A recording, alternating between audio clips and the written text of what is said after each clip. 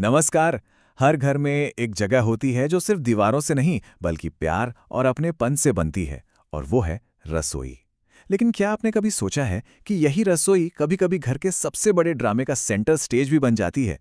आज हम इसी की बात करने वाले हैं।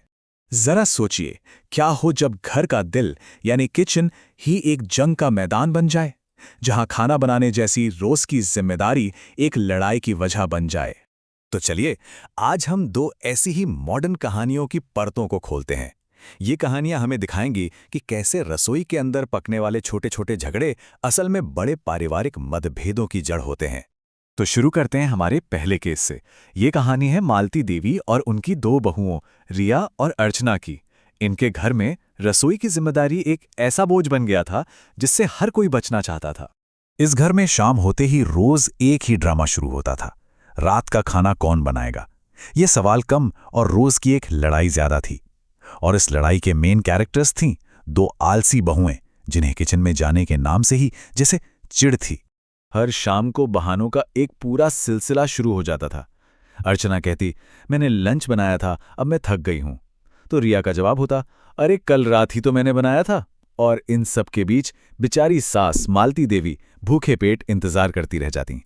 और खाना ना बनाने की तरकीबें तो सुनिए, एक से बढ़कर एक। कभी रिया अपनी उंगली पर लाल रंग लगाकर पट्टी बांध लेती कि देखो चोट लग गई, तो कभी अर्चना सीधे बाहर से खाना ऑर्डर कर देती, जो पहुंचते पहुंचते रात के 10 बजा देता। मतलब कुछ भी करो, बस किचन में न जाना पड़े।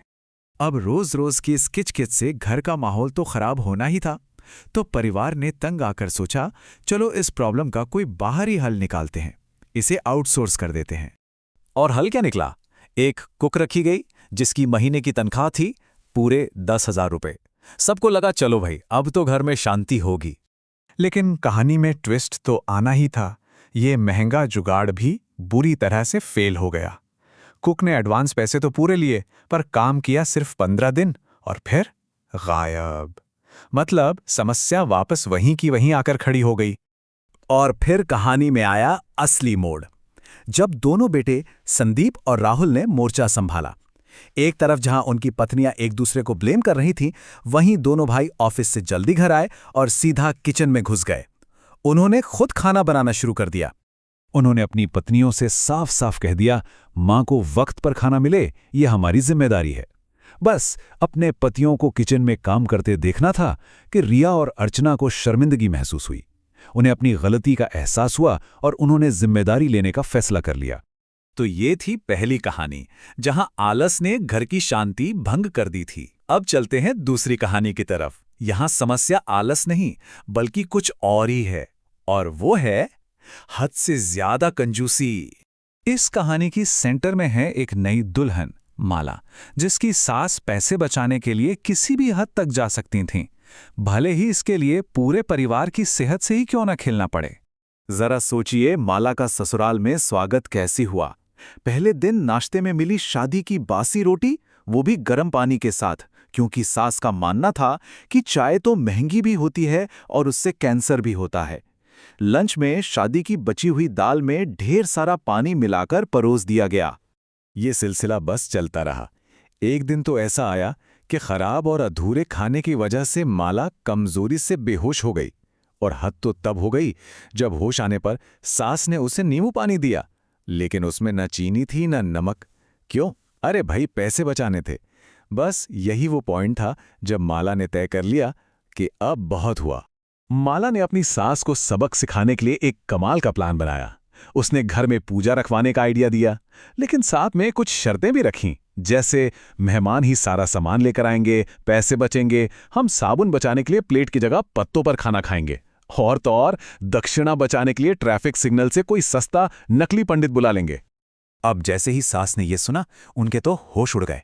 समाज में अपनी इज्जत की धज्जियां उड़ने के ख्याल से ही वो घबरा गईं। उन्हें एक पल में समझ आ गया कि उनकी कंजूसी अब मजाक बन चुकी है। उन्होंने माला से माफी मांगी और खुद ही किचन की चाबियां उसे सौंप दी। तो ये थी दो रसोई, दो अलग अलग परिवार और दो बिल्कुल अलग अलग समस्याएं।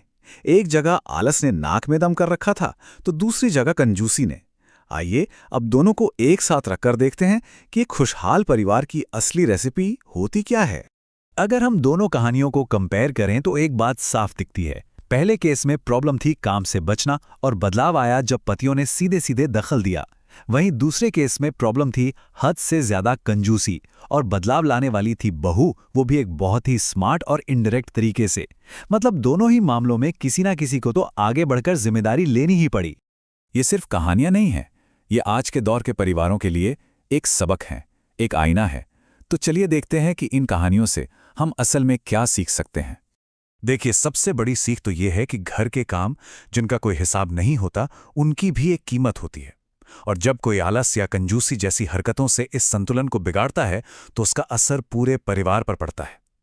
ये बिना कुछ कहे चुपचाप रिश्ते खराब करने जैसा है। और आखिर में ये कहानियां एक ही बात साबित करती हैं कि आपसी बातचीत और साझा जिम्मेदारी ही किसी भी घर में शांति बनाए रखने का असली मंत्र है।